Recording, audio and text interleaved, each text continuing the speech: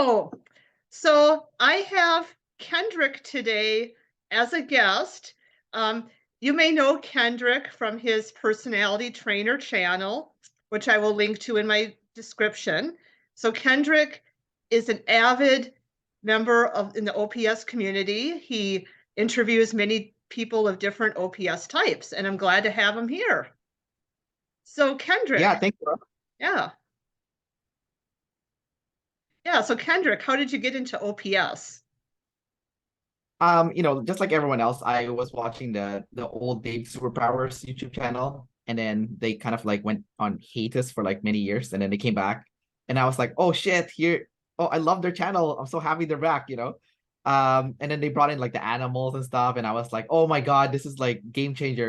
So, because like when I watch other personality YouTubers, I mean, not all of them, of course, or like go to websites and stuff, there's always like a woo-woo factor that I just can't get into. But like, for OPS, it's they do track it as scientifically as possible. Obviously, they're still human, so obviously they're not going to be perfect. They're going to still screw up, and they have acknowledged it, especially with like the retyping that they've been doing recently and stuff. So I do appreciate that. But I think the effort to explain it as concretely as possible is something that I appreciate for sure. Yeah, same here. And I think I especially appreciate that because I'm a savior sensing type. So Right. I definitely want the concrete and not just the woo-woo. The woo was real though. I'm not saying it's fake, Yeah. but I'm just like it has to be a balance of both. And I think that hmm like from what I've seen in the community, outside of OPS, it's a little bit too much on the woo-woo side, not enough the concrete side. So I Yeah. think like the other personality influencers were to add in a little bit more concreteness to their materials, then I think that would add some credibility. Although if they're just doing it for entertainment, then it doesn't matter. And I mean, I suppose you need some of the woo-woo, just to have, like the vibe. Because Yeah, you yeah, don't you're want right. to come off as just robotic, giving out facts. Yeah, there is like that YouTuber guy. I'm not gonna name his name, but he is kind of robotic. So, people That know guy. that guy. Yeah, everyone already knows what I'm talking about. So I'm not gonna say any names, but Okay. yeah. So it already wrecked the vibe at the moment he started talking.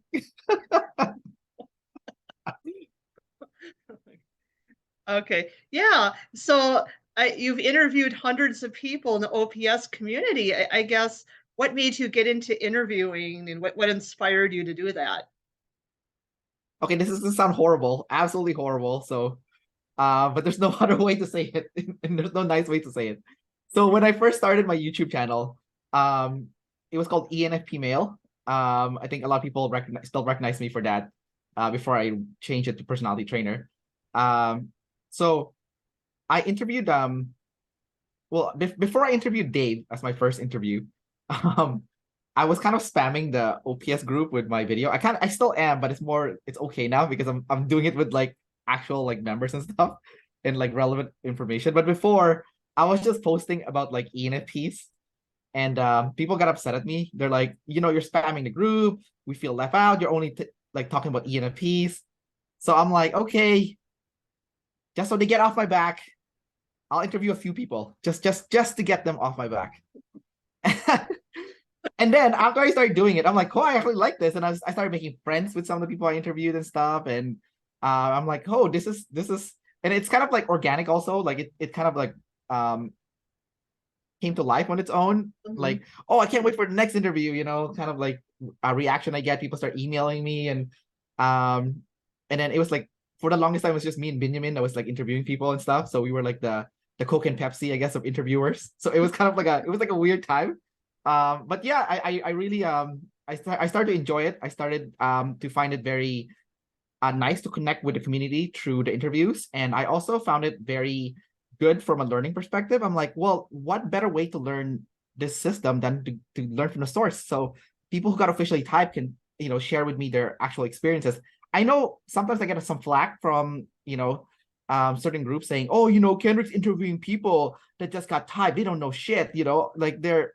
But then I'm like, well, maybe that's true, but I'm not necessarily just listening to like their censor words, because like kind of like Dave is always saying, don't listen to the censor words, because like they're using their liar words.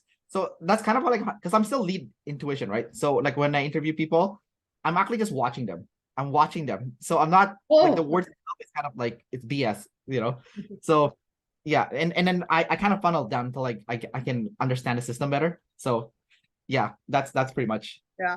Well, and I suppose, being lead play and everything, you can kind of play interact with the people and maybe kind of help them process the type they just got.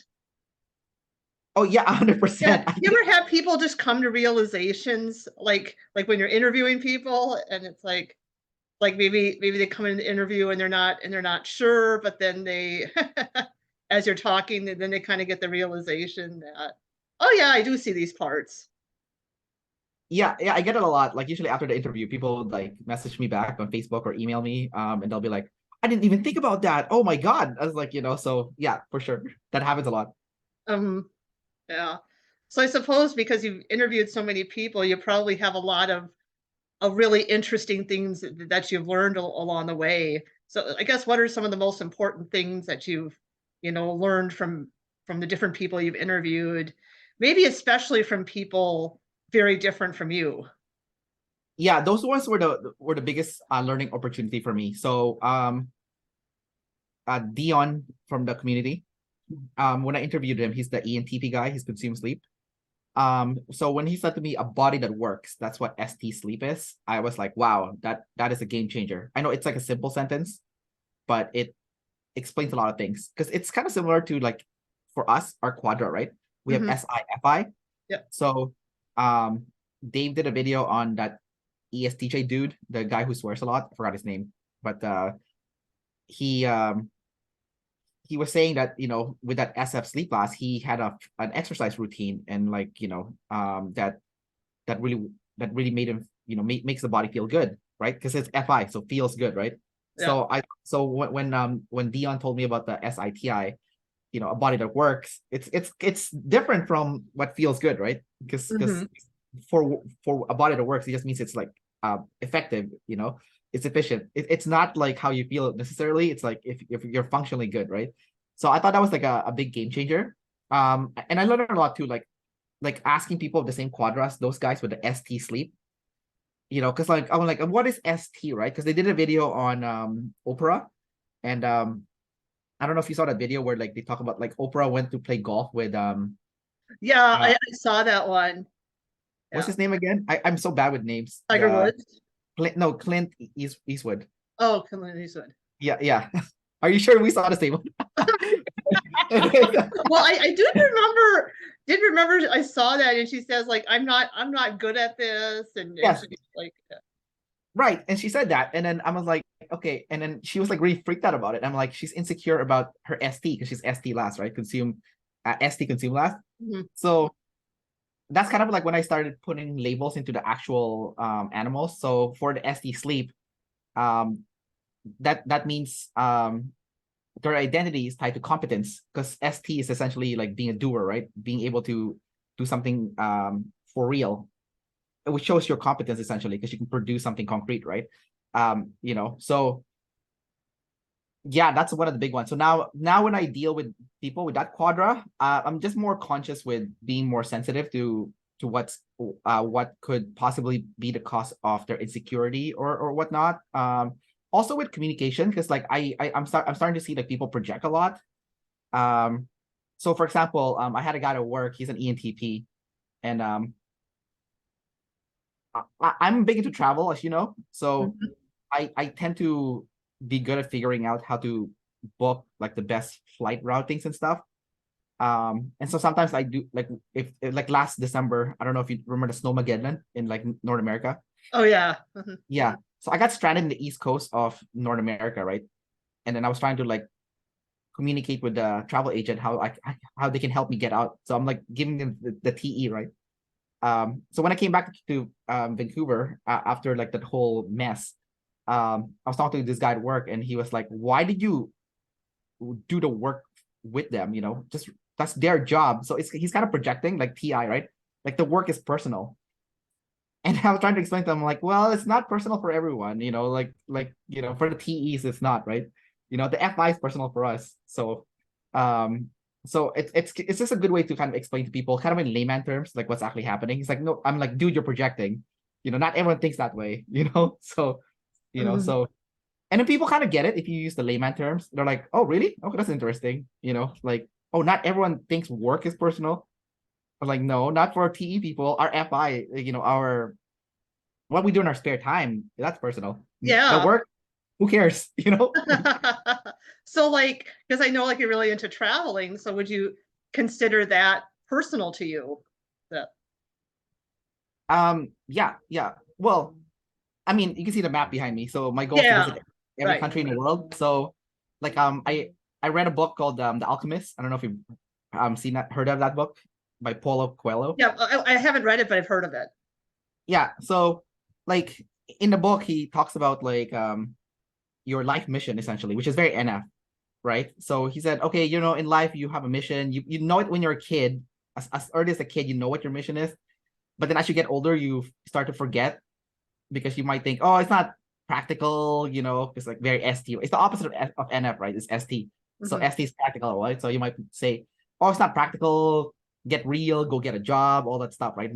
So but in the book they talk, and even though it's just a fictional book, the wisdom in the book I think is real. So they talk about how when you're young, you're excited, you're ready to go, charge at life head on. There's like a lot of things that there's a lot of things that you're looking forward to, and as you get older, you start getting jaded a little bit. um, but like the idea of the book was like you have a mission, and every step of the way towards the mission, you're gonna run into something that would tempt you to stop the mission in your life, which is very NF, right? So in the book, there's three sections where I'm not gonna spoil what happened. I just tell you kind of like give you the Okay. general idea. So the first part of the book, like he got a job in some like merchant store, and the merchant he just remember, and he got a good job, so he was like a good paying job. So if you look at like real life, that's like you getting like a 9 to 5, right? So he got a good job, it was good paying, and then but he was looking at the merchant in the book, and the merchant was like kind of like he's in a good place, he's making good money, he's stable, but there's like a part of him that's saying, I didn't quite do what I really wanted to do in my life, and it's like bothering him. So he's not like upset or anything, but he's kind of like it bothers him still. Mhm. So that told the protagonist he can't stay here, he needs to move on. And then when there's change that happens, it's difficult even for people that are EPs. Change can be difficult as well, right? Yeah. Obviously for you guys as IJs, it's even Because I worse. mean, because everybody wants everything, everybody has all four human needs. Right, Yeah. exactly. Yeah. So um so in the book, so he goes on a journey, and now he ends up in this like oasis, and then in the oasis he finds like the love of his life. Yay, romance, right? And then great. And then he has like a good reputation in the oasis, and he has like again, he has wealth because he's a valuable member of society there, and he doesn't need to it's like I guess you could say a step up from a 9 to 5 job now, so he's kind of like upper management now, you could say. Mhm. uh and then he's set, but then there's like that voice inside him that tells him, hey, you know what, your mission is not done. You Yeah. have to find the treasure, and you have to leave this oasis. And then like the girl in the book even tells him, go, I'm not gonna go anywhere, just continue your journey, right? So he continues his journey, and then he Uh-huh. finally to like the final part, and then which is the pyramid. He's looking for the pyramid, right? Yeah. But like, and then that's like the ultimate test, because now it's like super hard for you to finish your mission, right? So obviously, it's a fictional book, so obviously there's a happy ending, right? And then he fulfills his mission and then goes back home. So hero's journey, typical hero's journey, right? So that's kind of how I see like travel for me. That's why it's personal. It's like that's kind of I see travel as my journey to visit every single country in the world. There's 193 of it. And I know I am seeing those obstacles along the way that like the person in the book has experienced. Because like right now I have a good job that I just got. I have a new job right now. I work as a recruiter. Um, yeah, and it's like a cushy 9 to 5 job. The pay's decent. I can work from home, like all the perks that you can ever imagine, right? So, Yeah. uh, yeah, Sounds pretty so nice. yeah, it's sweet. So I'm thinking, I'm like, oh, but I need to finish my mission. So what's gonna happen? Do I need to quit? Well, I don't want to quit, so I'm using my NT instead because I'm like double activated NT, right? So I'm like, okay, I'm gonna figure out a solution for this. And I think the solution is just to like talk with my boss and get permission to work outside Canada, you know. So but the mission comes first. So I've already thought it out. Like if I have to quit, I will. I don't want to, but if I have to, I will, because the mission comes first. It comes before practicality, essentially. So right now I'm working as hard as I can to save money. So if I do lose it, I still have something. But I think when you talk about like your mission and stuff, wondering if that's kind of maybe NF and like NF consume, because I have NF consume last, and that's something I kind of, it's in the back of my mind. I'm kind of worrying about what if I'm on my deathbed and I realize I didn't really do what I truly wanted to do in life, and now it's too late. Right. Yeah. I mean, we have the same quadra, so I've thought about the same thing as you have. And like if I were to be in my deathbed right now, I mean, there's some things I haven't done that I would be like, shit, should have done that. Yeah. So the way I'm living my life is based on the deathbed, which is like, if I were to die tomorrow, how would I feel like in my deathbed? And for the most part, I've done a lot of things. I would say I've done like maybe like, you know, maybe maybe 2/3 of what I want to do. So I'm getting there. But like I can honestly say though, like there's nothing waiting for me in retirement. I said this during a recent interview with like an NeTe guy, because everything I want to do in retirement I'm doing right now. And then so I learned this from a Tim Ferriss book. Like Tim Ferriss, he said do like mini retirements, because a lot of people put up happiness for retirement, right? And then you get there, you're like, oh shit, I never want, this sucks, I don't want to do this. So it's like you know, maybe before you like aim for like a happy retirement goal, like do like a mini retirement first, like 2-week vacation maybe. See exactly, you know. Yeah. Well, do you ever worry that like if you ever did retire from work, do you, I mean, I guess maybe being sleep last, do you worry about being bored? And EP, well, kind of like, I talked to my friends about this. So I have a friend, I think he's an ENFJ consume last. And then I told him, I'm like, dude, I don't plan on retiring. He's like, you need to retire. Like everyone retires. I'm like, I don't want to retire, because like if you look at the statistics, people who retire die sooner, right? So even like after 65, I'll still work, but I'll just do it like part-time. Like I'm not gonna do like full-time, but I'll never I'll work until I die, is what I'm trying to say. Because like because that means I will live long. Yeah. I've kind of thought about that too, and I don't think I'll retire like right at 65. I think, you know, I'll work longer than that. I may not work full time. I may opt for part time just because I can afford to. But I still want to feel like, you know, I'm doing something productive and meaningful to society, and just so that I'm not just, you know, sitting in the house all the time. Yeah. You can finally go on your cruise. We've been talking about this for years. The day you go on a cruise will be like, whoa, oh my God. Like the community has to celebrate. I should take the community with me. I should start a petition. Laura has to go on a cruise. Okay. All right. Anyway, I kind of wanted to talk about the different parts of your type, especially in relations to your own personal growth. So I guess starting with your demon functions, you know, how are you working your ST muscle? ST or SF? Because I have ST paper. I guess, yeah, we'll start with ST. Or wait, no, I guess as functions, because you have, you're right, you have Savior, ST, Blast, but then as functions, SI and TE are demons. Well, T is a savior. But I mean SI, SI. Oh my gosh, I'm like, it's all good. Like that's right. You're one of those pesky jumper types. I'm not the standard NEFI. I'm also weird. Make it so difficult. Yeah, sorry. Okay. SI demon and FI demon. Okay. Yeah, I think I'm the only ENFP in the community that has Savior Blast. So, I'm definitely like an odd one. But so let's talk more about that. You know, how like how you're different from other ENFPs, you know, being Savior Blast and, Sure, you know, yeah, yourself as yeah, more ST. Yeah. sure, yeah. I'll talk about the ST and then the SF after. Okay. Okay. So ST. So I still hate the ST. It's using my third and fourth function, which is the lowest, right? So I think like for you, for example, your NF consume would be the hardest, even if you had it as savior, even if you were one of those jumper types. But like for me, I still hate it. I just feel responsible to do it, so I do it. So I don't have the same tidal waves as the other ENFPs do. Like I've like my youngest sister, I think, is an ENFP also, but I think she's like she's consume sleep play blast, I think. And like when I see her having her ST tidal wave, I'm like, well, I hate to say it, but told you so. Because like I've already warned her it's coming.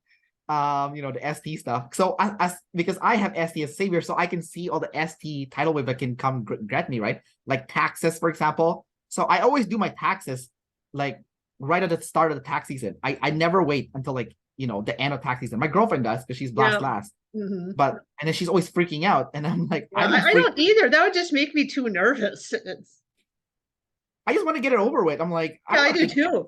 Yeah. Yeah. And usually I get a refund. Then it's like, well, the sooner I file this, the sooner I get my refund back. Right, yeah, you get some money back too. So that's also a perk, an incentive. But like also like if you do it later on, everyone's doing it, and it's kind of like it's like you have to rush to the tax people. They're more busy. They're not as communicative. So like if you do it early on, they don't have like the rush yet. So it's easier to talk to them and stuff. If I have a question, they'll answer it, no problem, right? So there's just too many perks to do it like sooner. But I still hate it because like my job right now is very SI heavy and it's like very ST like heavy.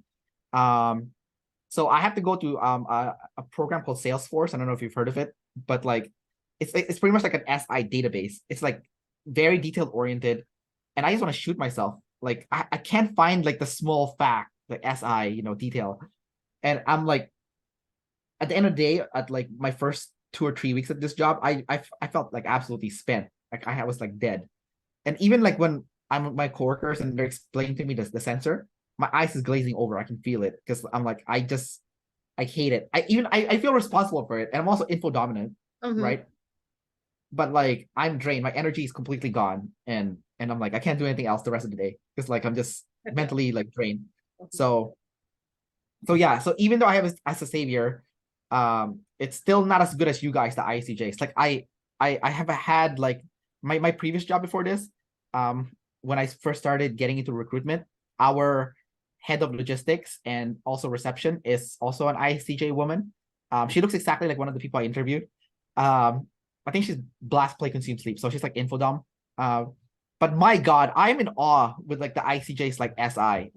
You like when you get to work and stuff and doing all like this logistical stuff, what and detailed oriented things with such ease and finesse, and then like putting together those forms. Like I am in awe. Like I'm seriously in awe. Like that's like I'm so impressed by like the Wow. ICJ. Yeah, and the thing is, I'll be honest, taxes really stress me out because I think it's because there are a lot of little details that you got to pay attention to when there's these big long instruction manuals. And Yeah. and even though I'm, you know, ST, it's like I worry about, I could make a mistake. I could mess up, and then the mistake I make could cause chaos, and and like IRS is going to come running after me, and Yeah. yeah, so I find it stressful as well. I think it's kind of a myth that ISTJs, oh, they love doing taxes and they love doing paperwork, and Yeah. I I think mean, they're responsible for doing it correctly, and they'll be careful not to make errors, but but I don't think you guys get triggered by it. Like you worry about it, but you don't feel like that triggering feeling. Because I actually get triggered by it. Like I am having like a panic attack, like when I'm doing it. I'm still doing it, but like there's like a part of me that's panicking, like well, sometimes I wouldn't say I have a panic attack, but sometimes I'll get stressed out. Like I'll do paperwork, and it's like it's kind of ambiguous sometimes, or the instructions are kind of ambiguous, or I'm not quite yeah. sure what this question really means. What do they really mean by this? What if I fill it out wrong? I mean, I still have that anxiety. It's Yeah, well, I think compared to an ENFP, your anxiety is probably like if you see them having a panic attack, On a you spectrum, maybe, yeah, maybe it's because you're worried, but like they're having a panic attack, yeah. or like getting really angry. So it's Mhm. like it's a little bit different, Like Mhm. that's if I were to make you use your NE all day, then you would have a panic attack, Like so it's like that feeling, right? And like I think that's what I like about OPS also. Is like I think I have better empathy for people now too. Like let's say I'm talking to like a decider or like Yeah. someone like an IP or like an EJ, and I see the IP freaking out about the tribe. I'm like, okay, well that feeling they're having, freaking out about the tribe, is the same feeling that I'm having when I have to do SI. Like I'm freaking out and they're freaking out. So I'm like, okay, I have more empathy. I'll be like, okay, let me help them. Let me walk them through it. So it's less because like I'm pretty sure like if someone were to help you out if you're freaking out about like the NE stuff, or I'm freaking out with the SI, like I'm really appreciative, obviously. So it goes a long way. So so if I see like a decider freaking out about that stuff, I'll just be like, I try to explain the double deciding, and then it kind of chills them up a bit, not fully, because once you're triggered, right? So yeah, but moving on to the SF side, Yeah.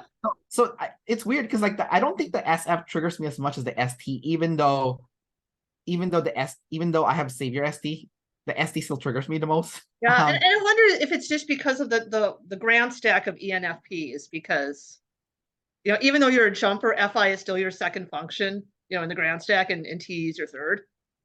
Yeah, it's definitely the grand stack, 100%. Because like the FI second, so you know, um, yeah, I mean, it's weird with like the SF sleep. Like I've really been studying it like since figuring out that I have it as like my fourth demon and stuff. Um, and luckily for me, it's double masculine, kind of like yours. So I do have access to it. Like I've had access to it since I was a kid. So it's just incomplete access. So that's kind of what I've been working on. But like I want to start with the emotional side, for example. So for the emotion, like the exact SI word for the emotion that like I struggled with. Um, the first one is sadness. Second one is anger. Uh, third one is loneliness. Fourth one is frustration, and then the fifth one is constrained. So those are the five emotions that I struggled with the most, like in my entire life. Sadness used to be correlated with my dad because I never got a chance to spend with my dad. And then that made me feel really sad because like that's deep down inside, that's all I wanted. But then when he passed away and kind of like I got over the grieving process. Now my sadness is towards my sister because we're in a very bad relationship right now. I think because maybe we're both ENFP, so we butt heads. And I think because like if we're talking about social types too, I think I'm a 2 and she's a 3. So I think we butt heads because of that as well. Because I was thinking about it Yeah. today. So that was kind of another question I had, was kind of like, how do you relate to the different social types? Like particularly, if other ENFPs of other social types, like. Yeah, no, the social type is a big one. So me and my sister were like best pals when we were young. So like 2 and 3s usually get along really well. Mhm. Um, but like as we got older, I can really see like my sister being a 3 does not want to take responsibility for anything, right? Like that's like the issue of the 3s is the Mhm. responsibility. So she will never admit she's wrong. She's always right. Oh, time limit. um, yeah, she's always Oh right. my God, we have 10 minutes left. Time Yeah, goes so well, fast. if we have to do a part 2, it's fine. You know, and like I said, I could edit it and kind of maybe merge them together and Yeah, we can come out and do it again after do this. another session. Yeah. Yeah. So anyways, so yeah, my sister's at 3. She doesn't take self responsibility for anything. And she has like and she is super like she works a steady job like like with a box like an IJ would. Like it's very structured. She goes to the gym at this exact same time every week. She goes to work as a nurse. She's okay with like the varied schedule of nurses. They do like mornings and nights as nurses. She's okay with that, but as long as it's structured, everything's structured, and she has a structured vacation time. You know, demon friends because she had some like I'm not talking to her right now, but I'm not the only one. She has other friends that also get upset at her. So, Mhm. it's like, demon friends, right? Mhm. And then she's pretty high on the flex. So she likes to like dress really nice and stuff. So, um, likes to take like lots of like selfies and pictures and stuff. So very high flex, right? So, um, so yeah, and then yeah, so and very competitive, like kind of like a one, you know, hyper competitive. So yeah, so like that's why we're butting heads, because we're like the opposite. So like when I realized that, I'm like, okay, I don't know what's gonna happen here. I'll just leave it alone for now. Double deciding, it'll probably solve itself. I'll just work on myself, because like SF sleep last, right? So I need to work on myself. So that's kind of how I'm like setting boundaries with the tribe. I'm learning that like during the pandemic was like I learned that I wasn't setting boundaries. I wasn't taking time away from the tribe for self, because of double activated play, essentially. So second emotion that I was struggling with is anger. I still am, but it changed over time. So at first it was feeling controlled by my mom when I was younger, but now it's feeling disrespected. But that's on me. That's completely 100% my fault, because like I'm disrespecting the SF, therefore I'm getting disrespected in return, right? So like as someone with like, if you're high in SF, then that means you would take care of your appearance. You would look. Yeah, I mean it's different. Like everyone's different, of course, in what they perceive as SF, especially for us because we have it in a sleep position. But at the very core of it, you still need to look presentable. You know, Yes. whatever that looks, right? You don't look like a bum, right? So that's kind of like what I'm working on right now. Is like I mean I go to the gym, so from a fitness standpoint, I'm okay, but I need to work on my nutrition. So I need to have an SIFI routine, to meal prep healthy food, um, and then I need an SIFI routine for sleep, which I'm doing better. I think I told you during our previous interview, I have a CPAP machine now, because my 23andMe diagnosed me Well, as yep. bad sleep, and then also the sleep clinic said that I have sleep apnea. So I'm using a CPAP machine for the sleep apnea, and also I'm gonna get a surgery for my nose to block my deviated septum. Um, and then for mental health, I'm seeing a therapist. So I talked to a therapist. I did 10 sessions in a row, like once a week, and then now I'm spreading out to like every once a month, or every 2 months. So I'm really putting the effort on it right now. I think it's like Yeah.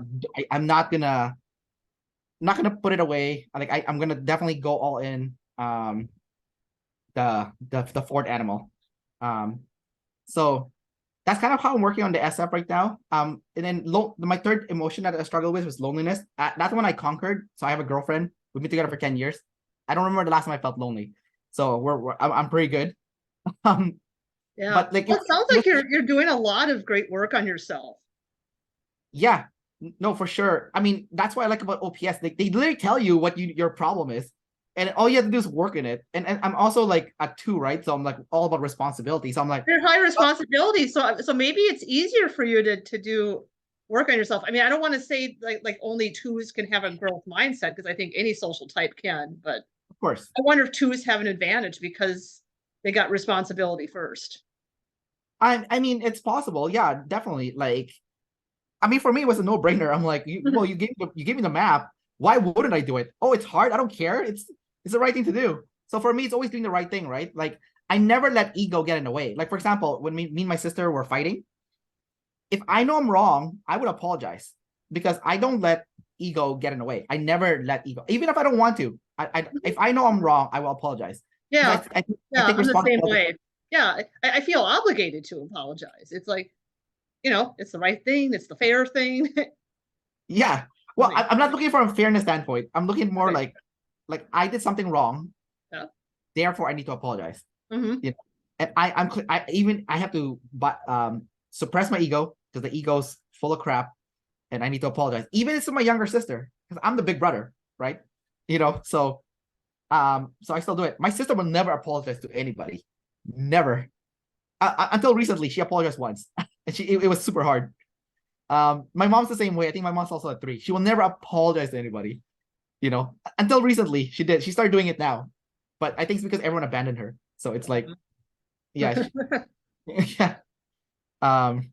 So yeah. Anyway, so that's for the loneliness part. And then the number 4 is frustration. That one is a big problem for me now. So maybe it's gone up in the ranking.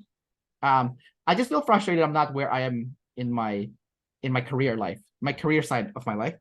Because ideally, I'd like to be a full-time entrepreneur. Again, at 2, that's how I know. Yeah, no, because I'm like, I hate working for other people full time. I don't mind doing it as like a side gig because it's kind of fun.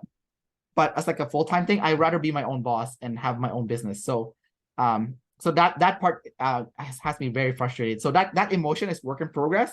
But I'm also being practical too, because I'm like, well, you can't get a mortgage if you have a business. You need to have a job, right?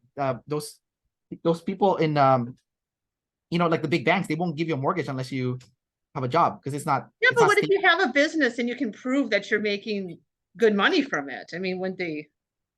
I don't know about the US, but in Canada, they will not give you a mortgage if you even if you're making millions of dollars in your business. Oh wow. It's so stupid. That's so it's that is so dumb. crazy. But your employees can. It's so stupid. This is so single observer. Let's just rant against the system here. I know, it's so dumb. I'm like, are you kidding me? So, anyways, it's okay. I understand that's how the system works, and I have SP as a savior. Yeah. So I'm gonna play the game. I'm not gonna be like fight the power like those other ENFPs. Yeah. I'll stick with it. I know we have 2 minutes left, so I'll just wrap up the SFs before we continue to the next. Yeah. Last part is feeling constrained. So it's more like emotional constrainedness. So I felt like I have trouble with self-expression, but I think it's getting a little bit better because I have a YouTube channel, so I can express myself, my like SF artistic side, kind of like when I was doing those explainer videos. I don't know if you saw them, but like, did you see the one I did with like with Jessica, the INTP, or like the other one with John, the INFP? I'm trying to remember if I did or not. We got so many videos. Okay, well, I can link you to them if you want, but like I really went all in the SF. Like I put special effects while I'm explaining like the animals and stuff. So it took me 3 months to make them. So I'm like, okay, I feel like I have like an outlet for my self-expression. So it's that's why it's number 5, because it's like the least of the problems. Yeah. Do you want to like restart this? Yeah. So I will pause for now, and I will resume with part 2. Okay, sounds good.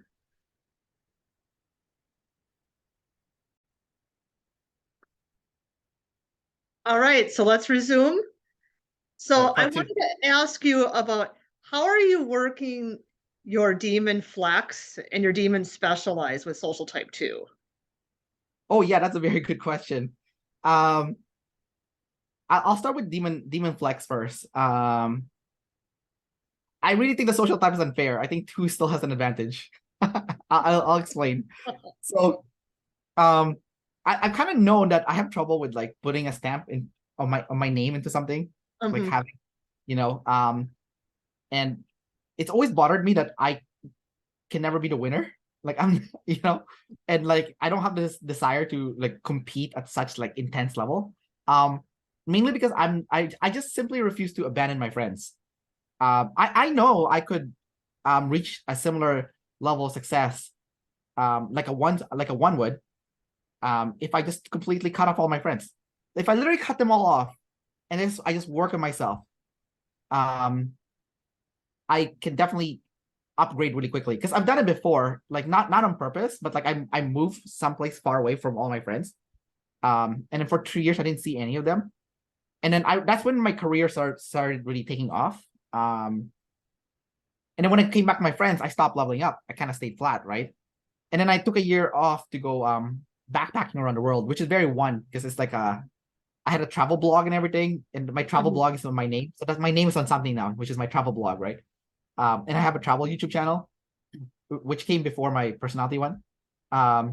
So when I started working on that, again, I started working on my name, right? Like building up my status, the one side of things, right?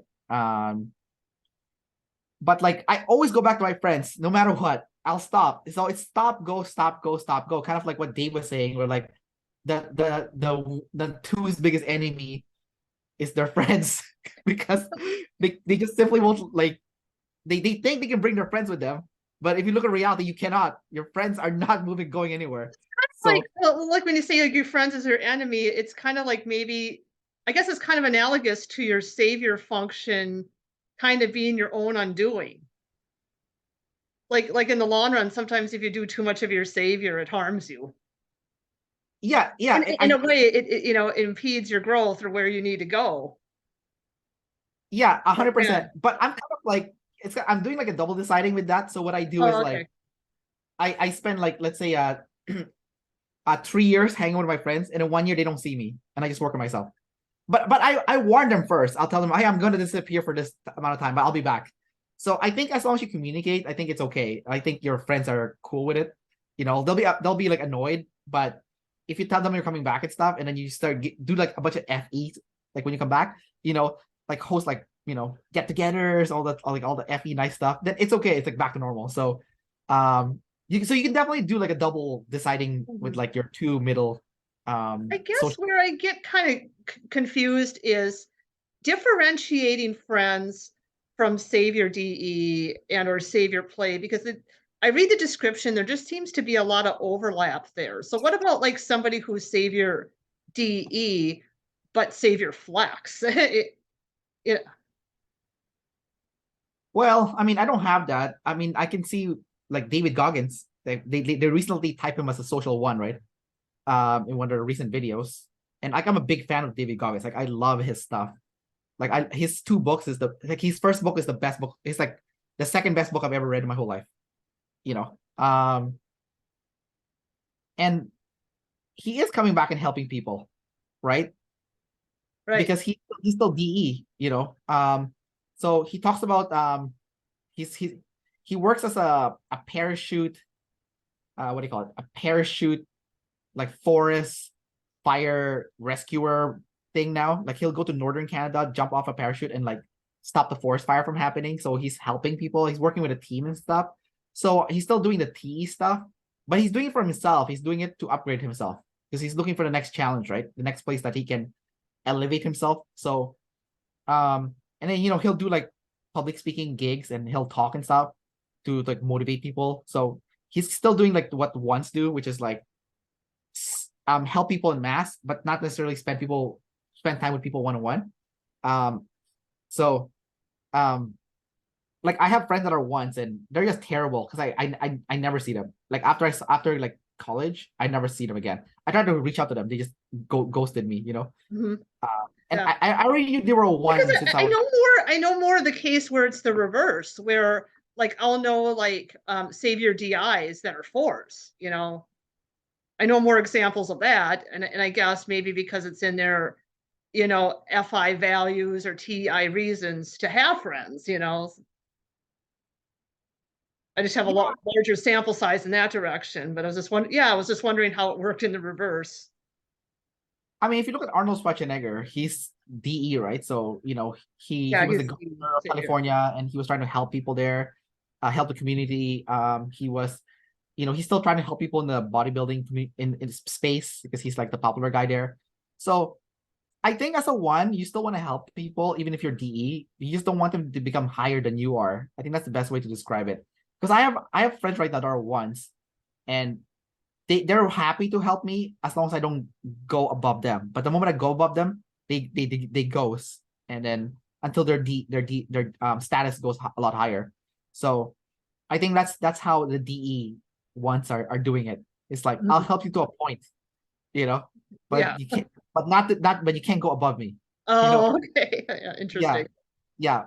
While like the DI, ones are not even thinking about helping you at all, So, unless you're like Mr. Beast or something, like, the example is like as the perfect one, Yeah. that like David Gan likes to use as an example. So anyways, that's my one. It's like it's with travel. That's where I'm using my one. My YouTube channel. That's where like I'm using my one, you know. So like I take pride being like one of the main interviewers for OPS. It's a small little box, little pocket in the YouTube world and personality space, but that's kind of where I can be like, I have a little bit of authority. Okay. Yeah. Yeah. And I was going to ask you too about demons specialized. So I guess when you say little pocket in OPS, I guess that's kind of more specialized in a way. Yeah, so I I accidentally work on my specialization, but not by choice. So Um, I've been working in the fitness industry now for 10 years. 10 years. That's a long time for someone that has specialization last. And also as an EP who likes to skip around.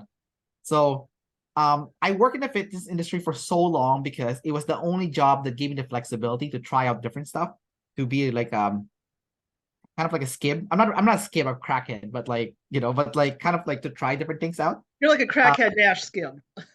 yeah, exactly.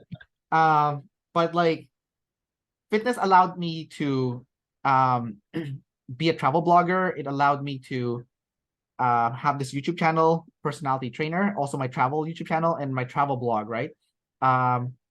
So because it gave me that freedom to experiment with different stuff, I just ended up in that field for so long. I'm in that field for so long that I actually am very knowledgeable when it comes to fitness.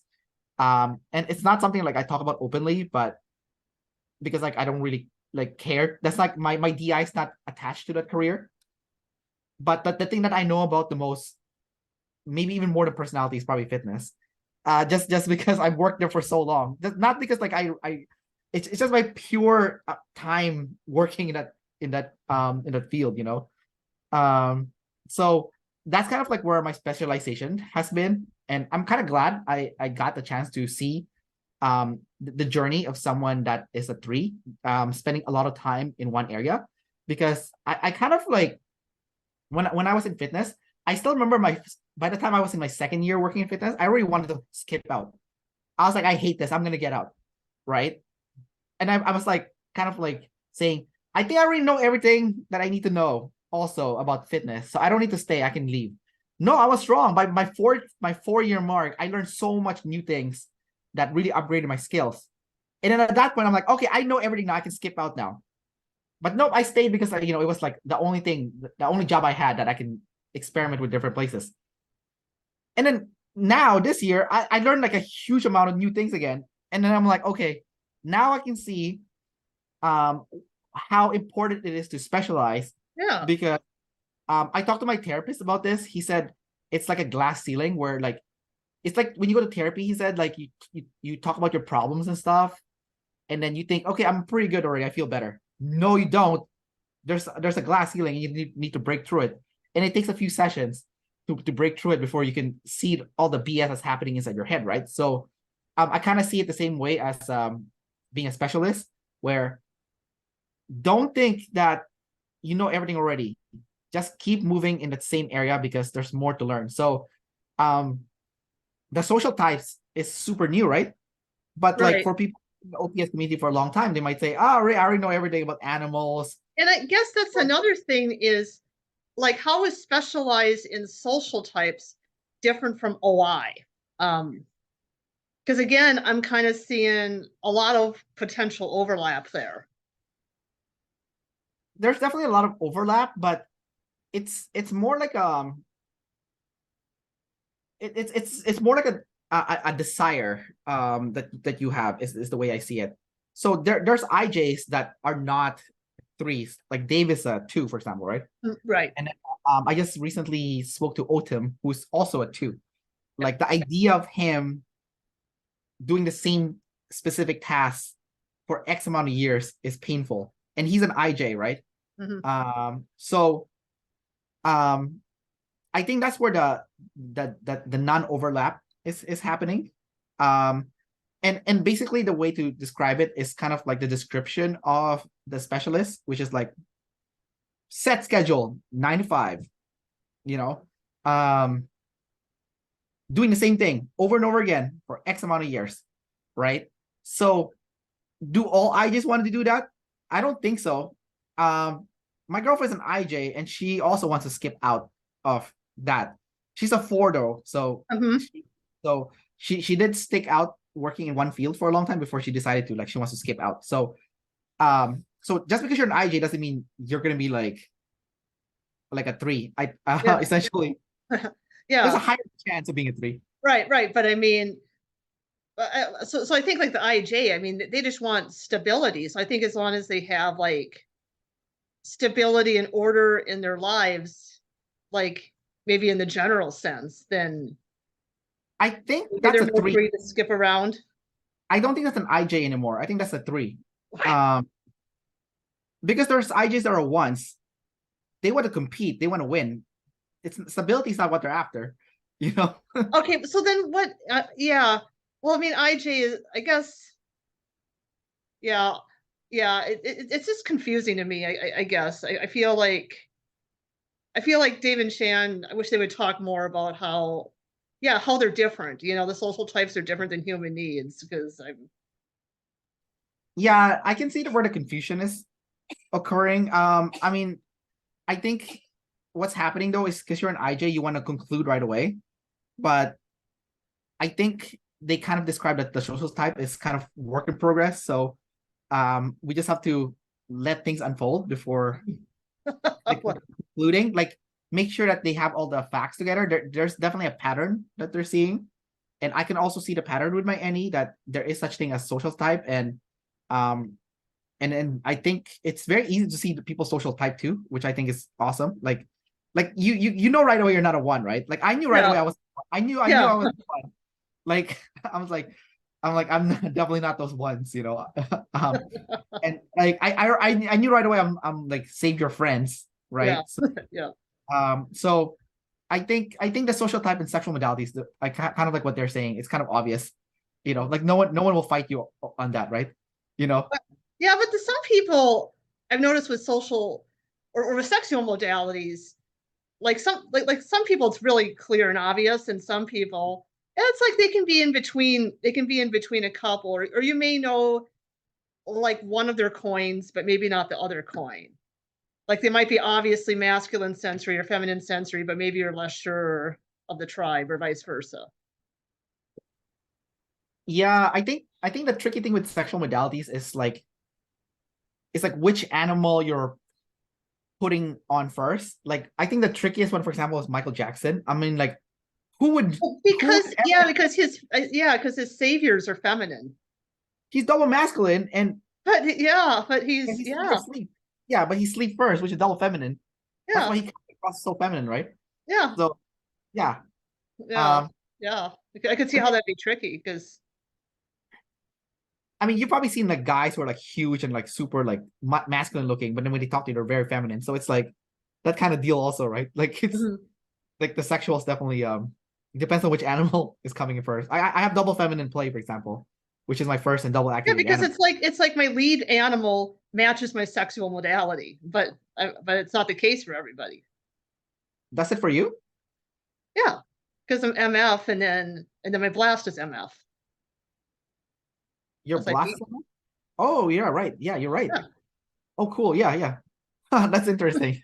yeah. So for you, it's obvious. But and then for you, your lead animal would be FF. Yeah, double feminine. And Yeah. that's something I wanted to ask you about. I mean, I know this is super anecdotal, but Dave and Shan will say, like, if you have double feminine NT, they say it's like outer space brain. And if you have double masculine SF, it's what do they call it? Physically aggressive. I mean, do you relate to that? Well, I think the way they describe outer space brain makes sense when I was younger because I was definitely not realistic. Like I was out there. Like I had plans that was not concrete at all. And people will think I'm delusional or um I'm not being realistic. So I can definitely see some of my friends who are lead sensory look at me that way and think like, oh, like when I finally tell them, oh, I'm gonna, settle in to this job or whatever, they're like, oh, finally, like, um, because like they think my ideas are crazy, right? Um, so I can see that happening, and I'm also hyper aggressive. Like I used to fight kids in the playground all the time when I was a kid. So double masculine SF is definitely there. Like from I don't know how old I was, like between grade 5 to grade 10, like I just been always I was a nerd that like never backed down from a fight. Like I would just keep fighting people, kids. um I was good at wrestling too in P. I remember we had You weren't scared or anything. You weren't scared that I was scared, but I would not back down. Maybe save a oh, responsibility. I felt responsible to fight. I don't know. responsible. But like um but yeah, look, even like I remember we had like a wrestling tournament in high school and I was in the finals, for my weight class. and I was like a nerd too, and I was like, huh, I'm like physically like strong, for an NT person. So, um, yeah. So I think that sexuals definitely play a part in that case.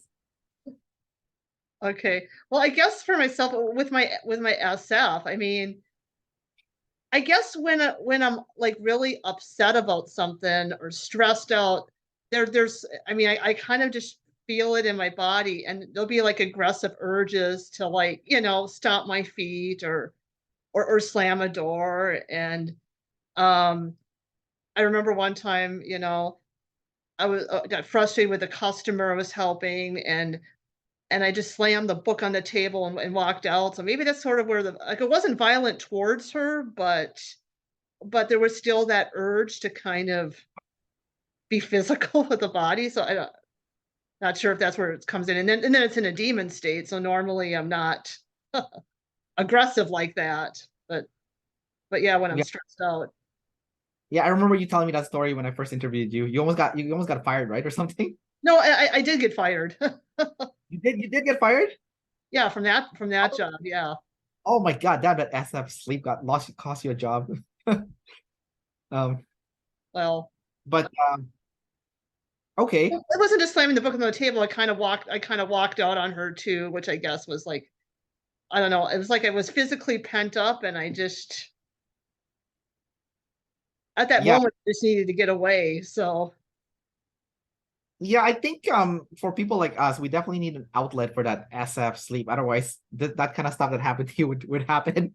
Um, like when I was in high school, like I said, I used to fight kids, right, or like elementary, but like yeah, and I don't not. know that it really fought people that much, not for fun anyway. But I did have my moments where I would get physically aggressive, like if they like did something to annoy me, or they weren't listening to me, or they won't understand me. I mean, yeah, I hit classmates a couple times. I mean, like in early elementary school, yeah, and my my parents and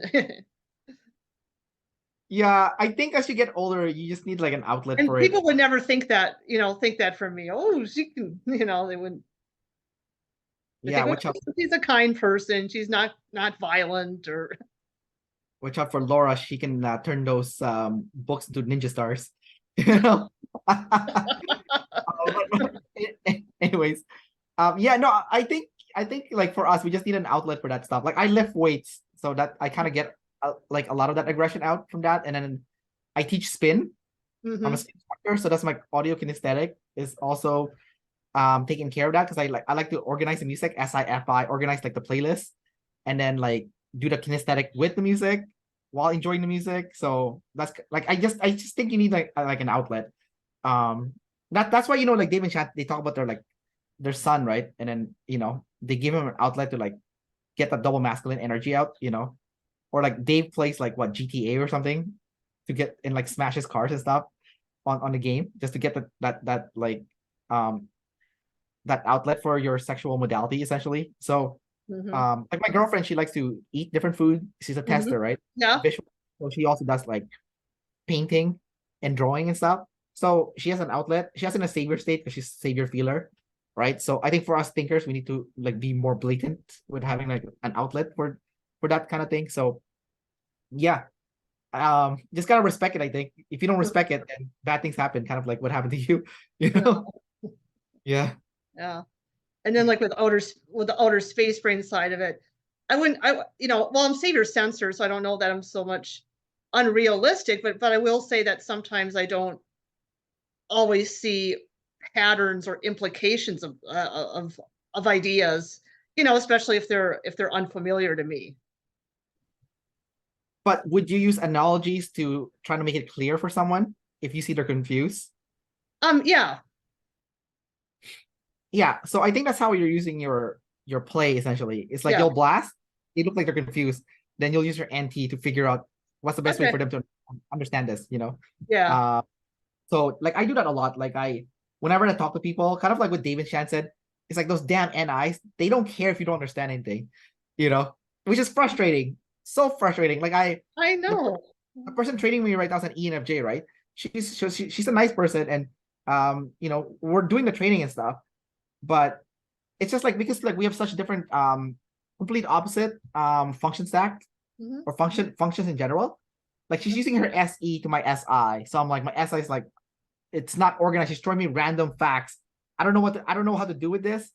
And then she has NI. So she explained to me why this is important, like the like so that I can understand. She doesn't feel responsible for me to understand anything. And I'm like, this is it's so difficult, it's so challenging. And it's not her fault, you know, she's not like she doesn't have NE, right? So you know, and she also has TI, right? So it's like, okay, you do the work and I'm gonna leave. And then when I come back, I'll check your work, you know. But like us with people with T, it's like, can we do the work together? So like I can learn that way. So you know what I mean? Yeah. So that's like I think like right now it's still a new job, so I'm under training. So I think if I had someone with TE, I think I would learn a lot faster. I'm not saying there's nothing wrong with that person training me. It's just like from a speed perspective, because I don't have to translate the SE to SI and the TI to TE and the NI to NE, right? So it's just easier. Yeah. Yeah. I mean, I find it similar to, you know, especially people in my opposite quadra. There's always some translation going on, and Yeah. sometimes it'll be like I read something said by somebody in my opposite quadra, and it's like, yeah, they seem really intelligent, and they're making. It looks like that they're making some good insights about this, but I feel like, you know, am I really understanding it fully? And it just takes a while to really parse out what they're saying. And it's like, and I think NI, you know, like their analogies and concepts are so personal to them. And it's like, it may not be clear for other people that are trying to read it. And it's like, okay, I need like a real life example of what you're saying. So I know that I'm understanding you correctly. Right. Yeah, exactly. That's a good point. I'm a little bit lucky because I'm an ENFP, so when like Dave talks and he's using his NI, I can pick it up with my NE. Yeah, and I don't have too much trouble following Dave. And I mean, you know, I think he's Savior Blast, so he's going to communicate it clearly too. Right. And he probably just has more sense too on how to communicate to people with different functions, because you know, OPS is his job. So yeah, he's aware. So he's like, yeah. I guess you could say he's because he's aware of all the different types. He's more likely to explain.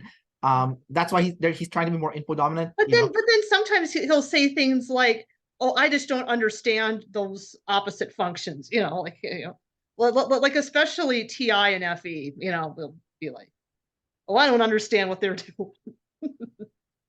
I think it's like a half joking thing. They kind of do. Yeah, I think it's half joking, but then I wonder too if he's kind of.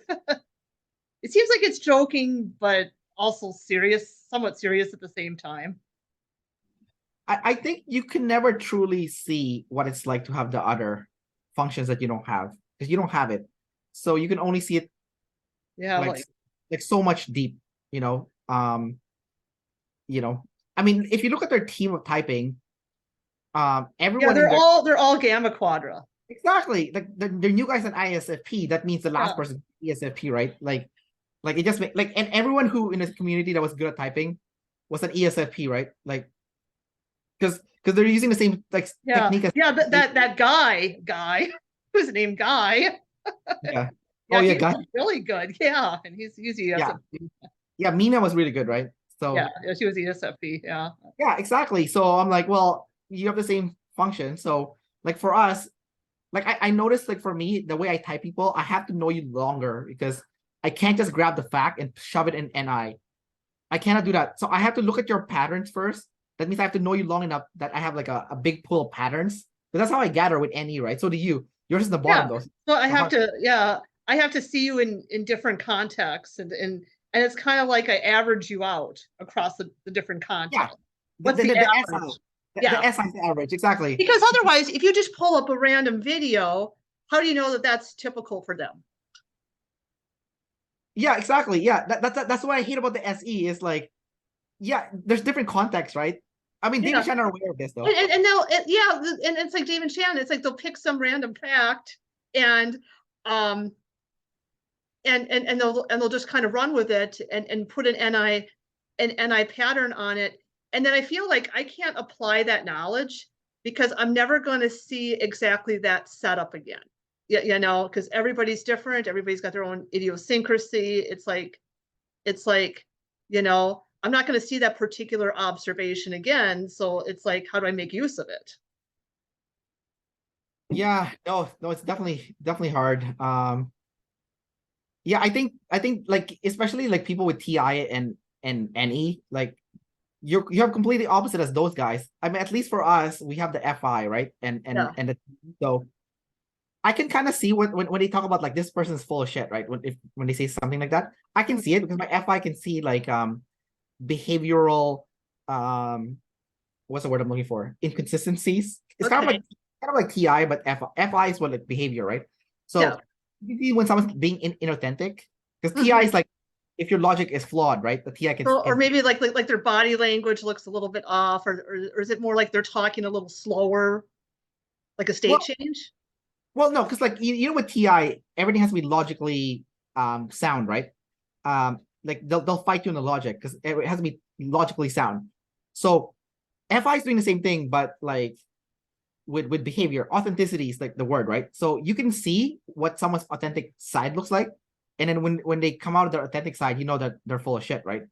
So I think that with the FI we can type people like David Shan because we can filter it with our FI essentially after, but it's like a little bit different also because we have to get the pattern first. So we have to see someone's behavioral pattern. While for David Shan, it's literally like, okay, I can hear and see, so very sensory, right? That you look triggered or you sound upset. Therefore, you're gonna go in this box, the NI box, which is let's say observer problems, right? Or decider problems. So it's like literally like the physical, like sound, like they talk about the face shape all the time and stuff. And I'm like, I don't see nothing. I don't see the eyebrow, I don't see the face. I don't see it. I don't see it. So I can't type like those guys can, like they can, you know? Well, and I mean, sometimes I'll see it, but then I'm like, I don't know if I should even trust that because there's enough exceptions to the rule because they'll say, well, yeah, this is an anecdote. Don't go by that anecdote. There'll always be exceptions. Yeah. I kind of like that though. I kind of like the exceptions because like you can look like your custom types, right? Like a lot of ENTJ jumpers look like ESFPs. So um, so yeah. Like Rihanna, for example, doesn't have an EJ face, right?